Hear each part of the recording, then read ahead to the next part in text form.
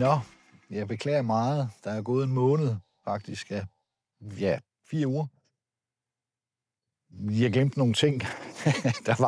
Vi har haft det her skide blæsevejr, og jeg skulle jo så, og ja, der skete rent faktisk det, at jeg farede ud en morgen, hvor der var vindstille, og så gik jeg i gang med at så, og jeg glemte alt om at optage det. Men man kan faktisk godt se på videoen alligevel, hvad jeg har lavet, og så jeg tænkte bare som et lille plaster på såret, og så tænkte jeg lige lave sådan et hvad hedder det? En teaser. Hvordan det ser ud nu, efter 4 uger. Nu vil I prøve at se det stykke, jeg lavede for 6 uger siden.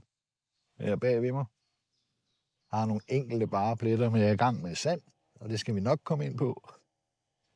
Ja, men lad os prøve, og ja, så var der også nogle andre ting, jeg glemte at vise jer, og for at ikke blive forvirret, ja, så springer vi lige tilbage i tiden lige om lidt med de ting, jeg har optaget.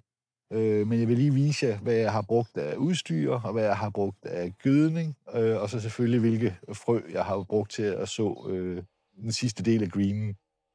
Til jer, der ikke har fulgt med i første afsnit, så har jeg jo delt det op i 3. Kameraet, det står lige nu på den del, der blev lavet for 5 uger siden. Og så delen, jeg vil prøve at vise jer nu her. Ja, vi kan sgu prøve at dreje kameraet. Det skal I bare se her. Får I selvfølgelig solen lige i smasken. Men det er så den sidste del, som jeg har gået, og der gik faktisk kun 10 dage, så begyndte det krybende vene at skyde. Og jeg har faktisk allerede slået det 1 gang.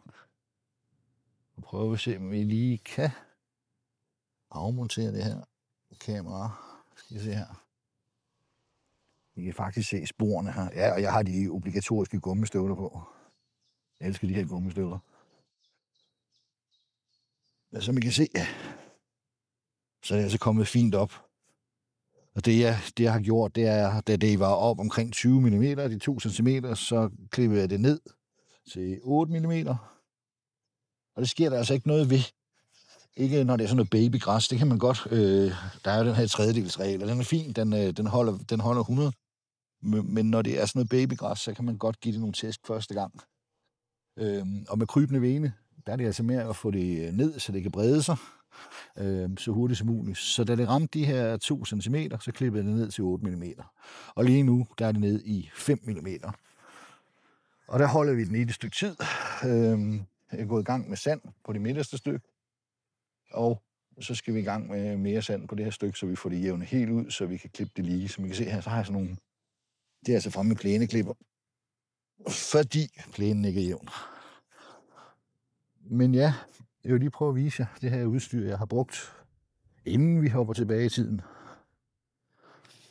Det jeg gjorde, det var...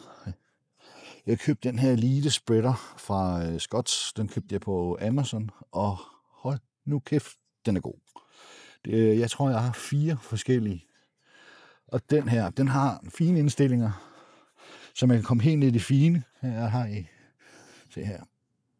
Krybende vene er altså ligesom mel, frøene. Så med de her indstillinger, så kan man komme helt ned. Jeg ved ikke, om I kan se det her. Men jeg ved ikke, om I kan se det her lille gab, den laver. Den kan faktisk komme endnu længere ned. Men det er vigtigt, hvis I ser sådan nogle YouTube-videoer over fra USA, så render de rundt med sådan nogle håndspreder, som slet ikke er åbne, for der passer det med, at de lige kan trille ud. Men den her, den er genial. Plus man kan spærre den af, så den ikke gøder ud til siderne. Og man kan placere sin, rigtig amerikansk, placere sin mobiltelefon her. I don't know why, men de har en app, Scotts, så man kan se alt efter, hvilke gødningstyper osv. man bruger, så kan man sidde og kigge på sin mobiltelefon, og så ved man lige præcis, hvor meget man skal bruge. Jeg bruger ikke Scotts produkter, men deres spreder, den er genial. Det andet, jeg gjorde, og man kan se det i videoen, det ligner, jeg spreder frø. Men jeg har brugt pre-seeder. Normalt vil jeg sige, når det er sådan noget som vores rejgræs, når vi sår det, så er det sgu ikke nødvendigt med noget pre-seeder. Men når det kommer til krybende vene, så er noget af det vigtigste, det er faktisk det med rødderne. Og fosfor er faktisk med til, eller er den del, der sørger for, at rødderne de får den optimale vækst. Plus kalium, som, hvad kan man sige, gør græsset mere sygdomsresistent. Så pre-seeder, jeg vil sige, til det her projekt, hvor vi snakker om en green, der er lavet af krybende vene, brug endelig en pre-seeder, smid det på, det gjorde jeg fra starten af i samme omgang, som jeg så. Det kan godt svare sig. Der gik altså 10 dage, og jeg havde en jordtemperatur på 16-17 grader. 10 dage, så piblede det frem. Og det jeg så gør med resten, det er, det gøder jeg altså lige med en gang mere, netop på grund af fosfor.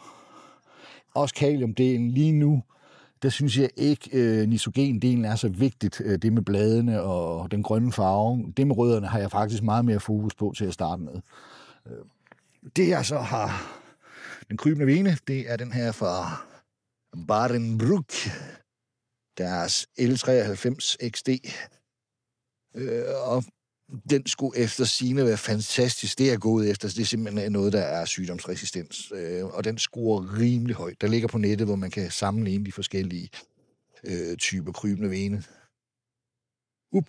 Men ja, egentlig ikke så meget at sige. Og så den vigtige del, når jeg går i gang. Jeg vandede, da vi lige havde sået, 20 minutter, 30 minutter, virkelig en ordentlig omgang vand.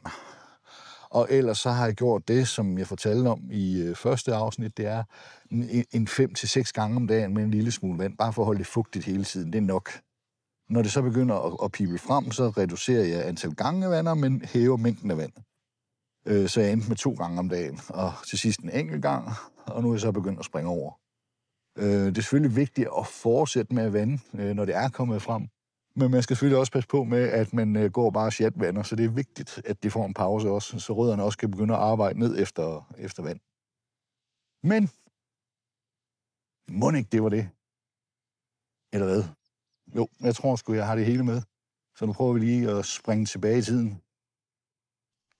Så løs det. Det er jo vildt. Tornadoen er væk. Det her lorteblæsevejr, det er overstået, så jeg er faktisk klar til at så. Prøv at se her.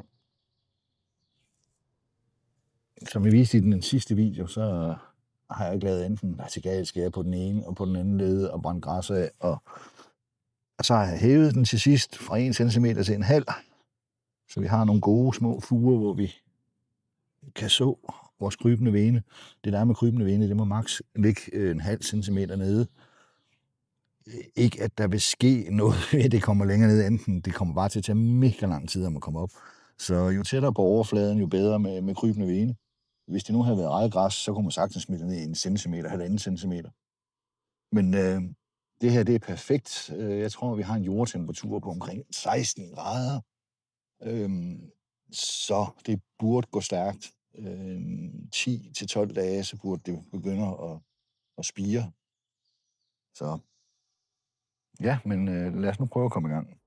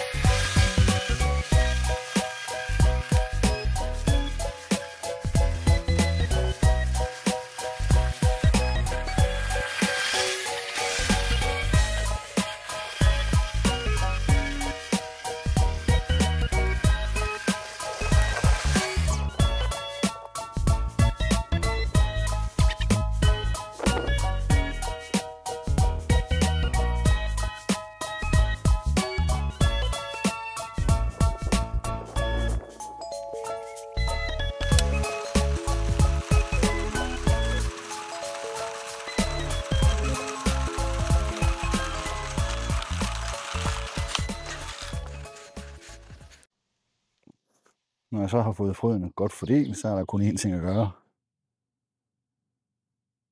Og det bruger sådan en her. Køb en god bred en, og så bliver man sgu aldrig færdig.